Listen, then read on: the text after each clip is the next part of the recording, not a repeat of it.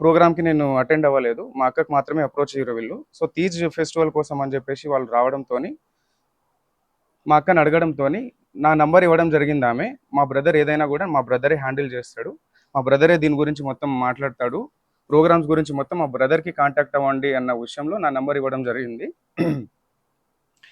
Next 1, 2 days తర్వాత call చేసి, "అన్న ఇది పరిస్థితి. అక్క దగ్గర నంబర్ తీసుకున్నాం" అని చెప్పేసి వీళ్ళు నన్ను కాల్ చేసి ఇట్లా అడిగిర్రు. "తీజ్ ఫెస్టివల్ ఉందన్న. ఒక 3 మంత్స్ తర్వాత అక్కని ఇన్వైట్ చేద్దాం అనుకుంటున్నాం" అంటే, "3 మంత్స్ ఉంది గదా! దానికి ఇంకా టైం ఉంది.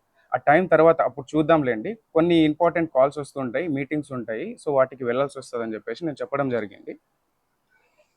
సో, దాని తర్వాత ఈ ఈ ఏదైతే ఎమ్మెల్యే ప్రోగ్రామ్ ఉందో, ఆ ఎమ్మెల్యే ప్రోగ్రామ్ రావడంతోని, ఆ ఎమ్మెల్యే ప్రోగ్రామ్ అయిపోయిన తర్వాత, "అన్న ఈ ఎమ్మెల్యే ప్రోగ్రాము మా ఈవెంట్ మా విలేజ్ పక్కనే ఉంటది.